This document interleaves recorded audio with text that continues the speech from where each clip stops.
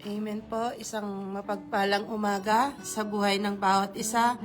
Blessed Sunday po sa bawat isa at sa lahat po ng nanonood. At purihin po ang Panginoon. Ngayon po ay muling pagkabuhay ng ating Panginoong Heso Kristo. At salamat sa ginawa ng Panginoong Hesus sa buhay natin. At ngayon po ay mag-aaral po tayo ng salita ng Diyos. At ang morning devotion po ay nagmumula po sa lugarin po ng Door of Faith Hsinchu, Taiwan po, at purihin po ang Panginoon sa umagang ito. At sige nga po, bago po tayo magsimula ay manalangin nga po muna tayo at mag-alay po tayo ng isang awiting papuri sa ating Panginoon.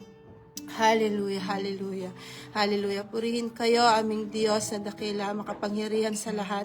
Salamat po sa umagang ito, Panginoon Lord God, na minsan pa, O Diyos, ay pinupuri ka po namin, dinadakila, O Diyos. Salamat po, Panginoon, sa inyong buhay na inialay niyo po, Panginoon, para sa amin, O Diyos. Salamat po, Panginoon, sa buhay niyo, Panginoon, Lord God, na sinakripisyo niyo para sa amin, sa pag-ibig niyo sa amin, Panginoon. Kaya sa umagang ito, O Diyos, patuloy niyo kaming samahan, Panginoon, sa pagbukas, Panginoon, ng umaga ay patuloy na kayo, O Diyos, ay madakilan namin sa aming mga buhay, O Diyos. Pinupuri ka po namin, O Diyos, dinadakila, Panginoon, pinaparangalan at pinapasalamatan, O Diyos, sa umagang ito. Patuloy, O Diyos, na kami ay lumalapit sa inyo at mag-aalay kami ng isang papuring awit, O Diyos, because you are worthy, Panginoon, you are worthy, Panginoon, Lord God. Hallelujah, hallelujah, hallelujah. Purihin kayo, dakilain kayo, pasalamatan kayo, dakilang Diyos sa aming mga buhay, Panginoon Lord God. Hallelujah, hallelujah, hallelujah. Sige po mga kapatid ko sa Panginoon, tayo po ay alay ng isang papuring awit sa ating Diyos at awitin po natin yung worthy is the Lamb. Hallelujah, dahil ang Diyos natin ay karapat-dapat. Amen po. Sige po, sabayan niyo po kami at awitin po natin yung worthy is the Lamb. Hallelujah. Hallelujah. Thank you, Jesus. Thank you, Lord. Hallelujah. Hallelujah. Thank you, Jesus. Thank you for the cross. Worthy is the Lamb. Sa chorus po, worthy is the Lamb. Worthy is the Lamb, seated on the throne. Hallelujah. Crown you now with many crowns. You reign victorious, high and lifted up, high and lifted up. Jesus, Jesus, Son of God, a treasure of heaven, hallelujah, crucified. Worthy is the Lamb, worthy is the Lamb, worthy is the Lamb. Yes, Lord. Purihin kayo, Panginoon, dakilain kayo, O Diyos. Salamat, Panginoon, dahil hindi kayo nanatiling patay, Panginoon. Nanatili kayong buhay, O Diyos. Hallelujah. At salamat po, Panginoon, sa pagtubos niyo sa amin, Panginoon, sa krus ng Kalbaryo, sa mga kasalanan po namin, Panginoon. Salamat sa paglilinis niyo sa amin, Panginoon, Lord God. Salamat sa buhay niyo, Panginoon. Pinupuri ka po namin, Panginoon. Dinadakila sa inyo, O Diyos, ang pinakamataas na papuri, parangal pa sa salamat sa pangalan ng Panginoong Jesus. Amen. At tinatawagan ko na po ang kanyang lingkod na magbabahagi ng salita ng Diyos sa buhay po ng Pastora Jessica Casal.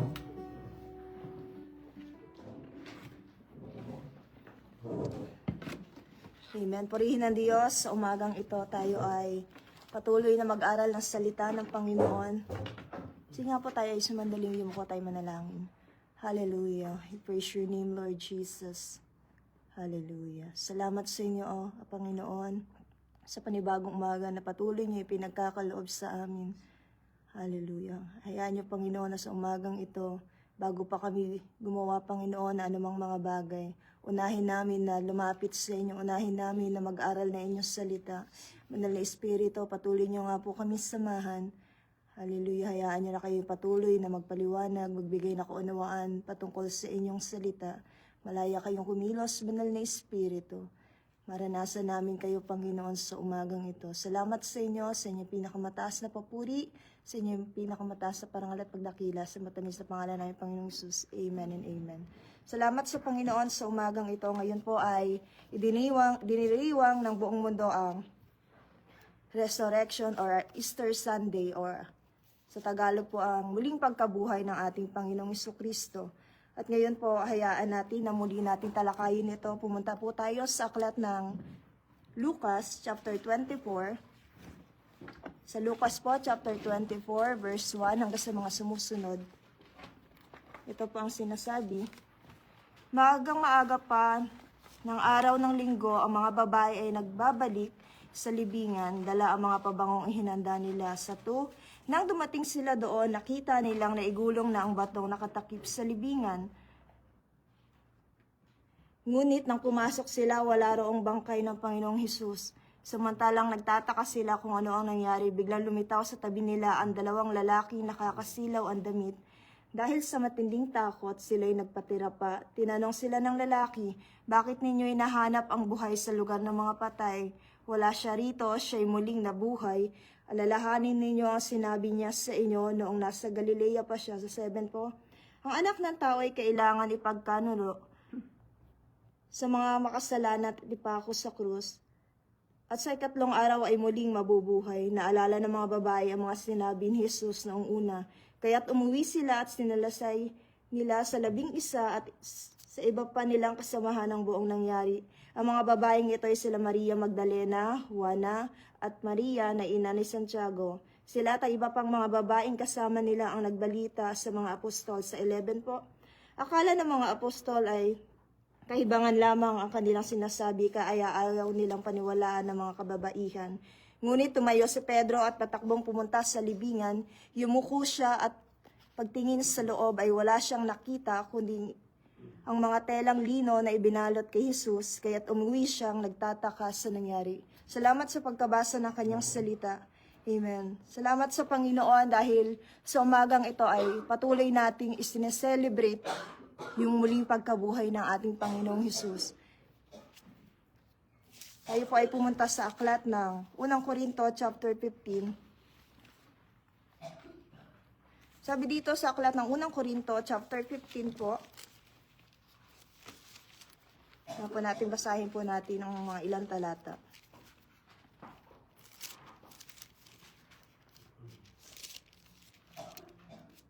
Sabi dito.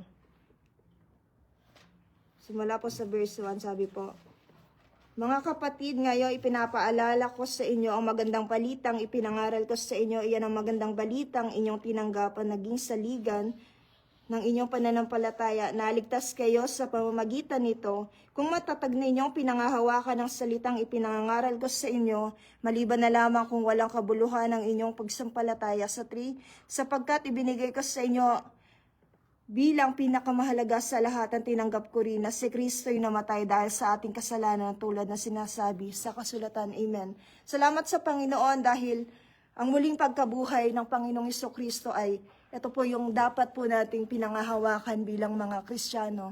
Sabi nga, kung hindi muling nabuhay ang Panginoong Jesucristo, paano po tayo? Pag tayo bumaba sa mga ilang talata po dyan, sabi dyan, baba po tayo ng verse 12 hanggang 14. Ang sabi po dito, ngayon kung ipinangangaral namin si Kristo'y muling nabuhay, bakit sinasabi ng ilan sa inyo na hindi bubuhayin muli ang mga patay? Kung totoo iyan, lilitaw na hindi muling binuhay si Kristo.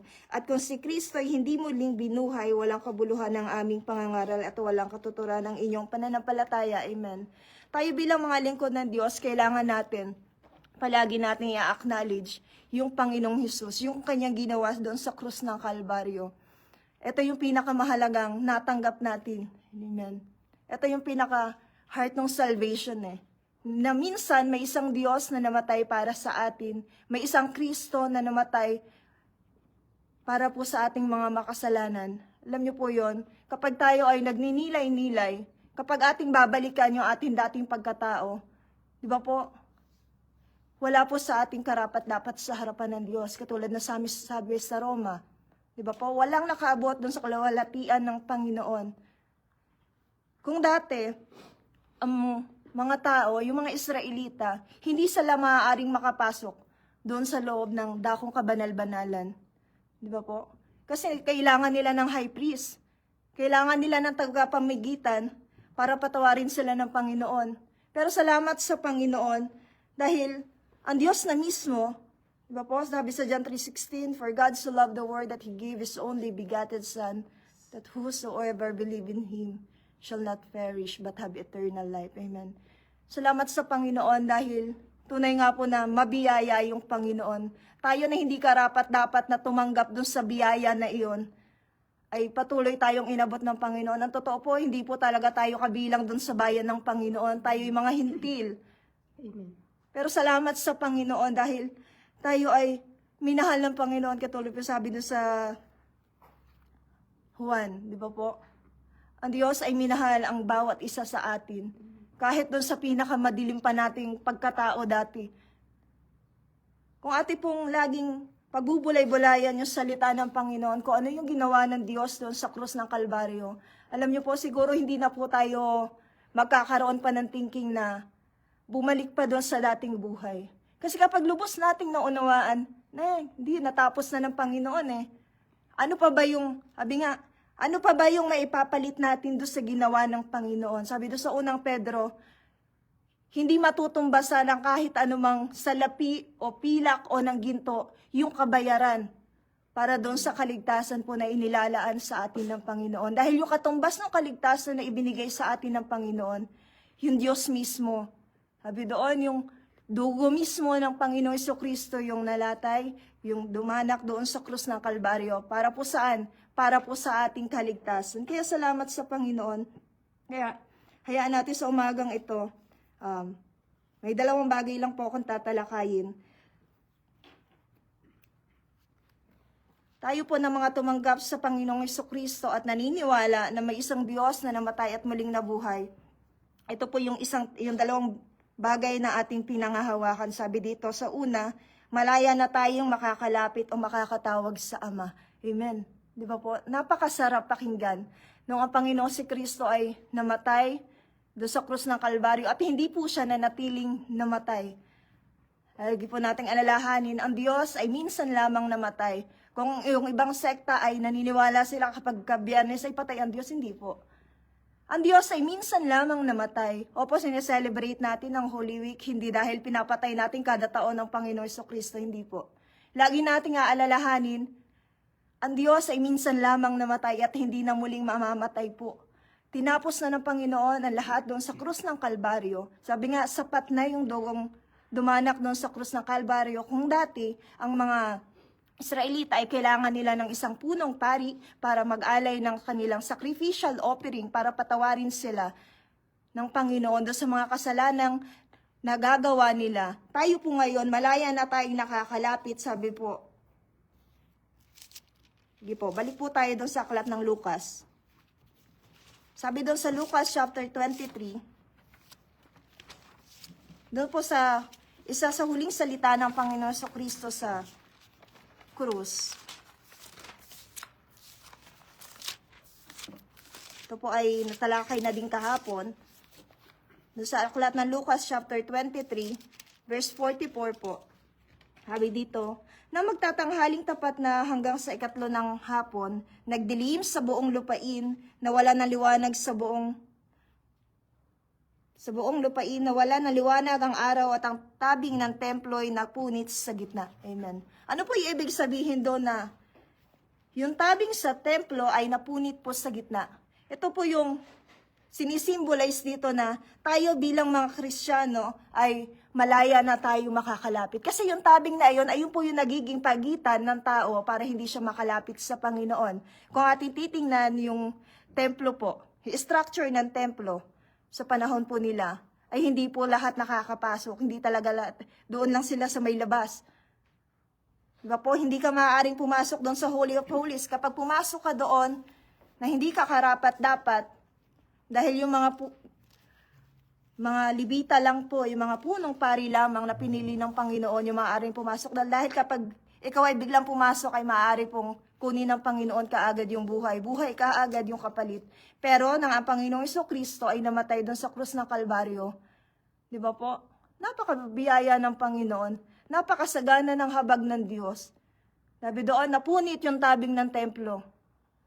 Tinanggal ng Panginoon yung barrier para makalapit yung tao sa Panginoon. Yung dating relationship ng tao sa Panginoon na dating, nung una po ay sa panahon ni Adan ay ang mga tao, si Adan at si Eva ay malaya sila nagkakaroon ng conversation sa Ama, sa Panginoon, doon sa Garden ng Eden. At nung dumating ang kasalanan, ang tao ay napahiwalay po. Nawala yung magandang relasyon ng Panginoon sa tao.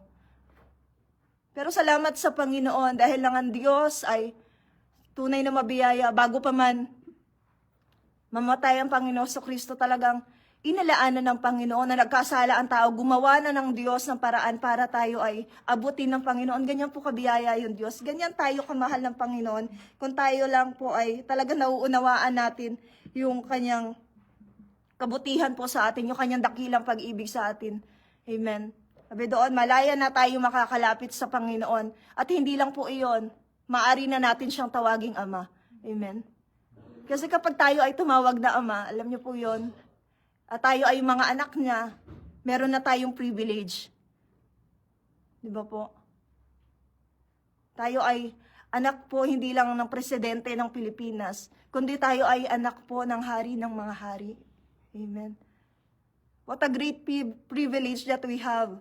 Kung ating aalalahanin, kung ating sisiyasatin ang Biblia, napakalaki na pribilehiyo na ibinigay sa atin ng Panginoon. At kapag ating tiningnan yung ating mga sarili, hindi naman ako karapat-dapat sa harapan ng Panginoon eh. Diba po? Kahit si Apostol Pablo, doon sa unang Korinto, sinasabi niya dyan, pag ating binasa, hindi ako karapat-dapat. Sabi doon, para akong bata na ipinanganak nawala sa oras. Diba po? Dahil siya mismo na minsan ay hindi namang naging karapat-dapat sa Panginoon dahil siya isang taga-usig talaga ng iglesia. Di ba po? Pero kinatagpo siya ng Panginoon. Sabi pa niya doon, hindi ako karapat-dapat ituring na apostol ng Panginoon. Di ba po? Yan po natin makikita na talagang tayong lahat ay minahal ng Panginoon. Ang buong sangkatauhan po ay minahal ng Panginoon. Amen. At siya po yung talagang gumagawa ng paraan para tayo ay maabot. Salamat sa Panginoon. Sabi daw sa aklat ng Hebreo, sa Hebreo chapter 4,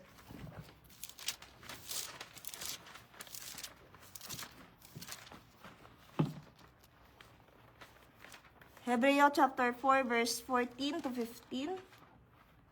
Kaya nga magpakatatag kayo sa ating pananampalataya dahil meron tayong dakilang pinakapunong pari na pumasok na sa kalangitan, doon mismo siya sa harap ng Diyos.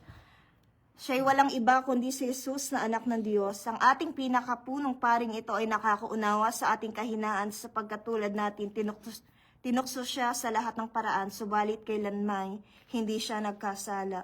Kaya huwag tayong mag-atubiling lumapit sa trono ng mahabaging Diyos upang makamtan natin ang habag at pagpapala na tutulong sa atin sa panahon ng ating pangangailangan. Amen. Diba po? Napakasarap pakinggan yung salita ng Panginoon. Napakasarap namnamin ang salita ng Panginoon. Dahil ang Diyos mismo, siya na yung naging pinakapunong pari natin. At hindi lang siya yung naging pinakapunong pari. Dahil dati yung punong pari, siya lang yung nag-aalay. Siya yung nag-aalay ng handog para doon sa kasalanan ng mga Israelita. Ngayon po, ang Panginoong Jesucristo, siya na rin yung naging alay. Di ba po? Salamat sa habag at sa biyaya ng Panginoon. Sabi dyan, malaya na tayo makakalapit sa Panginoon. Siya na yung ating pinakapunong pari. Sabi doon, yung ating punong pari ay nalalaman din yung nararamdaman natin. Dahil minsan, naramdaman niya din po yung pakiramdam ng pagiging isang tao.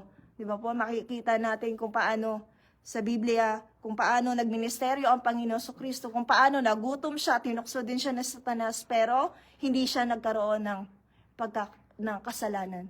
Hindi siya bumagsak doon sa kasalanan, sa kabila ng mga paghihirap na kanyang dinanas. Amen. Ito yun po yung pinaka-great example natin bilang mga lingkod ng Panginoon. Na although minsan ay dumadating tayo sa mga hihirap na sitwasyon, sa mabibigat na sitwasyon, at kung ating nararanasan minsan na para bang ipinabayaan ako ng Panginoon, wag po nating isipin yon. Lagi nating isipin, tinapos na ng Panginoon sa Kristo. It is finished, di ba po? Isa sa salita ng Panginoon doon sa krus ng Kalbaryo. Natapos na ng Panginoon sa Kristo, kaya ano pa idadahilan natin para tayo ay magreklamo sa mga nangyayari sa ating mga buhay. Amen. Salamat sa Panginoon. Pangalawa po, ito po ay huli na.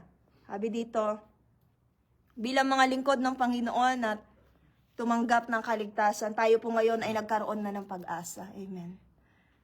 Kung dati, ang mga tao ay kung saan-saan mahanap ng pag-asa po, di ba po?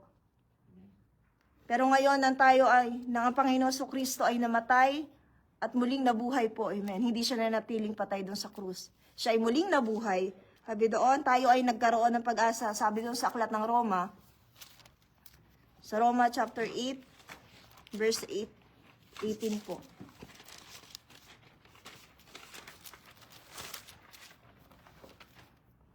Sabi po dito, Roma 8:18, para sa akin ang mga pagtitiis natin sa kasalukuyan ay hindi maihahambing sa kalawalhati ang ihahayag sa atin balang araw, sapagkat nananabik ang sanlilikha na ihayag ng Diyos ang kanyang mga anak.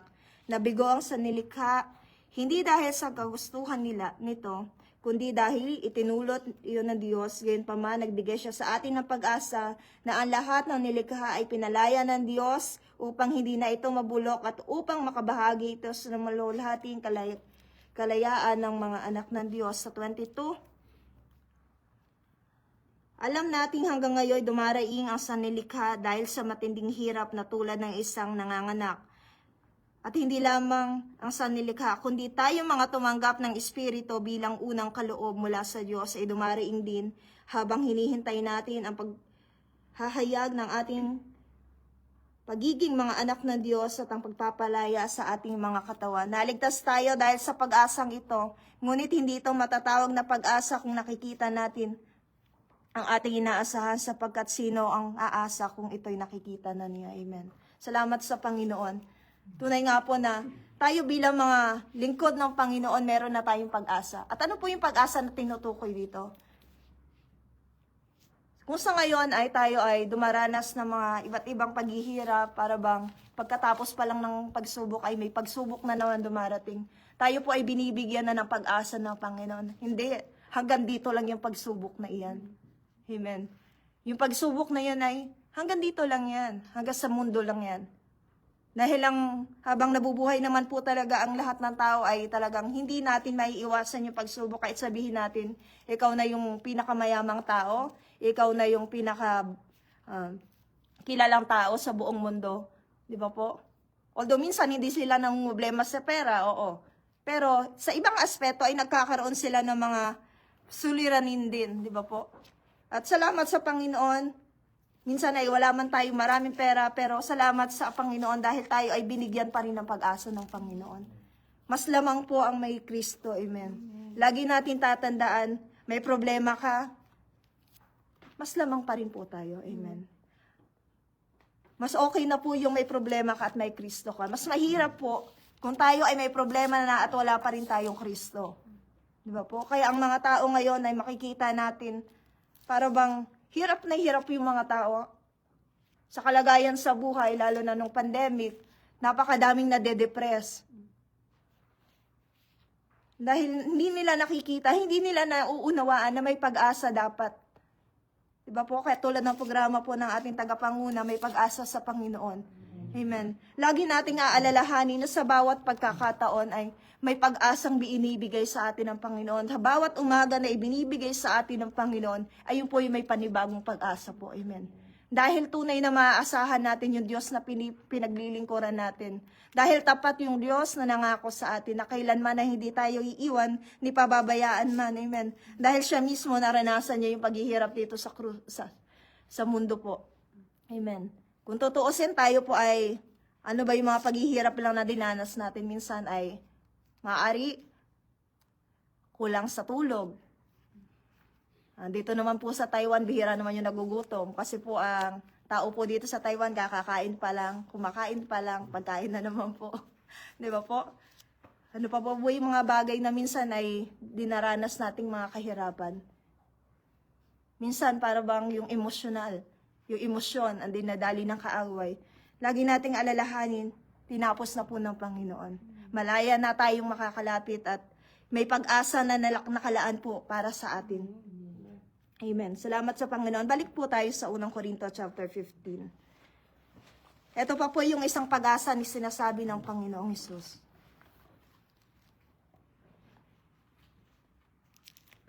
Ito po, sa 1 Corinto chapter 15, punta po tayo sa verse 20.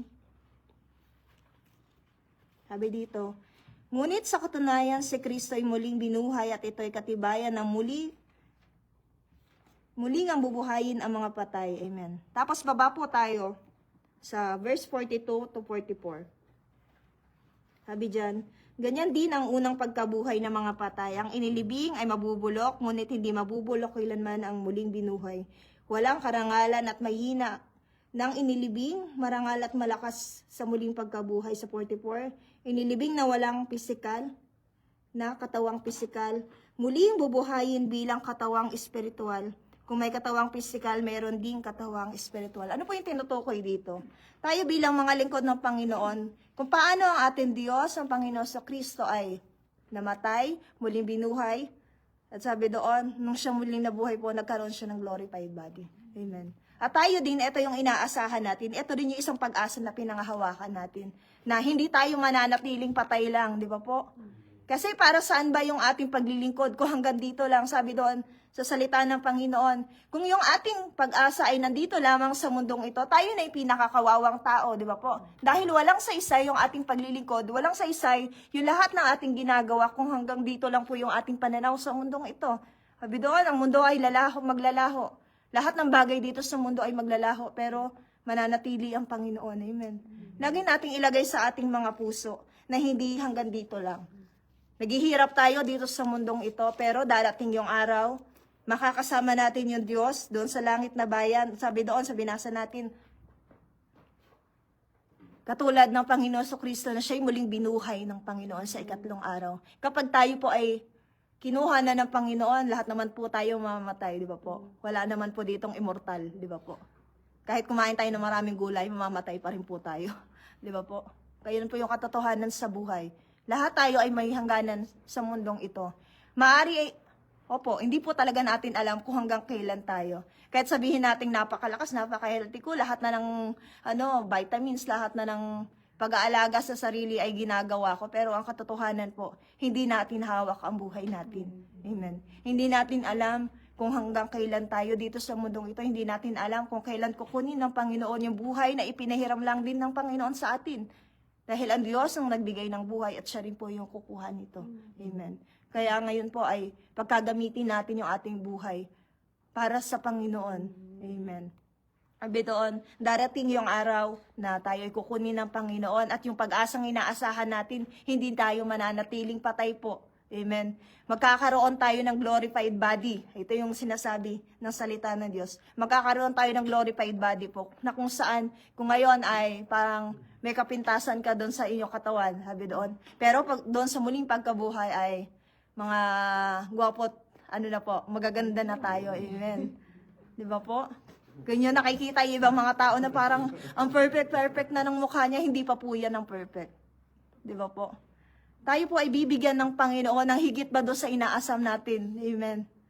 Kung yung ngayon ay may nakikita tayo, dapat yung ilong ko ay pointed. Yung iba ay gustong-gustong magpabago ng ilong, nagpapa-rhinoplasty. Di ba po? At nag-iipon ng maraming pera para gumanda. Amen. Pero hanggang dito lang po yung sa mundo. Amen. Di ba po? Ang pagka naisin natin, yung kapag tayo ay muling binuhay na ng Panginoon. Amen. Di ba po? Napakagandang alalahanin, napakagandang pag-asa na ibinibigay sa atin ng Panginoon. Hindi tayo mananatiling patay lang. Makakasama natin, yung una makakasama natin ang Panginoon doon sa langit na bayan at bibigyan tayo ng Diyos ng glorified body. Ano man yung meron tayo ngayon ay aalisin ng Panginoon yung kanumang pangit na meron sa atin ngayon. Amen. Isa pa po. Baba po tayo sa verse 53 hanggang 56 at dito na rin po ako magtatapos.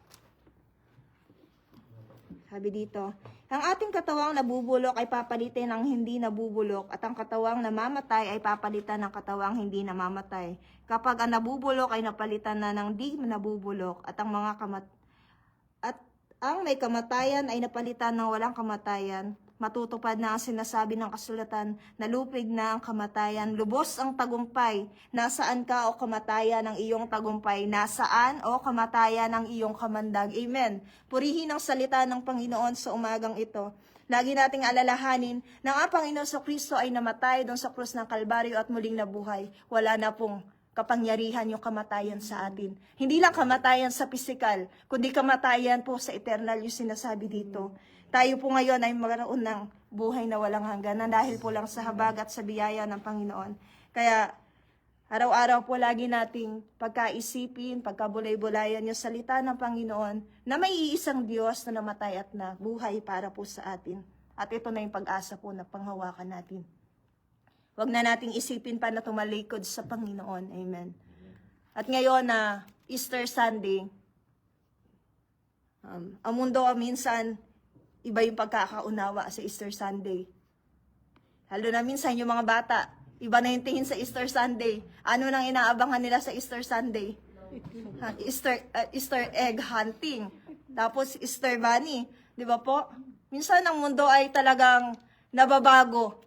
Nababago yung talagang naisip dating ng salita ng Panginoon. Amen.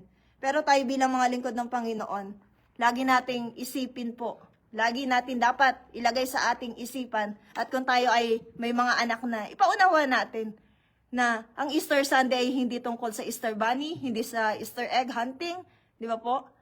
Ipaunawa natin niya yung totoong ibig sabihin po ng Easter Sunday, na may Diyos na namatay para sa atin. Amen. Hayaan natin na yung mga anak natin, kuya, mga pamangkin natin na bata pa lang sila ay maunawaan nila, ay may Diyos na namatay para sa akin. Hindi yung Easter Bunny yung kailangan ko doon sa Easter Sunday. Hindi yung itlog, di ba po? Dahil yung itlog ay Diyos lang din naman nagbibigay nun di ba po? Di ba po? Kaya purihin ng Panginoon. Lagi natin pagka-isipin po. Ilagay sa ating isipan na may Diyos na namatay para sa atin. At ano man yung darating pa ng mga sitwasyon na may hirap sa ating mga buhay, na pagtagumpayan na po ng Panginoon. At tayo bilang mga anak ng Panginoon, pinangakuhan din tayo ng Panginoon that we are more than conqueror. Amen. At tayo ay sinama na po ng Diyos doon sa parada ng tagumpay. Kaya salamat sa Panginoon, tayo nga po ay sumandaling yumuko, tayo manalangin. Hallelujah. Purihin kayo, Panginoon, dakilain kayo sa umagang ito. Salamat sa inyong mga salita na patuloy namin na pagbulay-bulayan. Hayaan nyo na patuloy namin namnamin ang umaga na ito, na kayo na Diyos na minsan ay tumanggap na mga pasakit para lamang sa aming mga kasalanan. Salamat, Panginoon. Thank you for the blood, O God, that shed upon the cross of Calvary para lamang sa amin, kami na hindi karapat-dapat sa inyong harapan. Kami na hindi karapat-dapat na tumanggap ng grasya. Hallelujah. Salamat sa inyo, Panginoon, dahil kami ay ibinilang nyo na mga anak ninyo. Hallelujah. Salamat sa inyo, Panginoon. Hallelujah. Patuloy nyo nga kami, Panginoong, pagkasamahan. Hayaan nyo, Panginoon, sa patuloy naming paghakbang sa aming pananampalataya. Patuloy kayo magpakilala para sa amin, Panginoon, sa mga kapatid ko na nanunood sa live devotion na ito. Lord, hayaan nyo na patuloy na sumagana yung biyaya na nagmumula sa inyo sa aming mga buhay. Lagi nyo, Panginoon, ipaunawa sa amin, Panginoon, yung ibig sabihin ng kaligtasan na tinatanggap namin, Lord. Lagi nyo sa amin paunawa, Panginoon, yung kahalagahan, Panginoon, ng natanggap namin ngayon, na hindi lamang ito katumbas ng anumang pilak o ginto, Panginoon, higit sa kayamanan sa mundong ito yung aming natanggap. Hallelujah. Salamat, Panginoon, dahil inaantay nyo lang kami dyan sa langit na bayan. Hallelujah. Patuloy nyo kami samahan, Panginoon, sa aming mga paglilingkod. Hallelujah. Hallelujah. Praise you, Jesus. hanggang mamaya, Panginoon, sa bawat mga Sunday service. Patuloy nyo nga pong samahan yung bawat iglesia mula dun sa Pilipinas. Hallelujah. Hanggang sa iba't ibang panig, Panginoon, ng mundo dito sa lugar ng Taiwan. Hayaan nyo na patuloy namin i-celebrate na may iisang Diyos na namatay para sa amin. Patuloy namin lagi i-acknowledge yung ginawa nyo doon sa krus ng Kalbaryo para sa amin, Panginoon. Hallelujah. Salamat sa habag at sa biyaya nyo, Panginoon. Hallelujah. Patuloy ka namin, O Diyos, pinupuri, dinadakila, pinapasalamatan sa aming mga buhay. Hallelujah. Salamat sa inyo. Itong aming samot dalangin sa matamis sa pangalan na aming Panginoong Hesus. Amen and amen.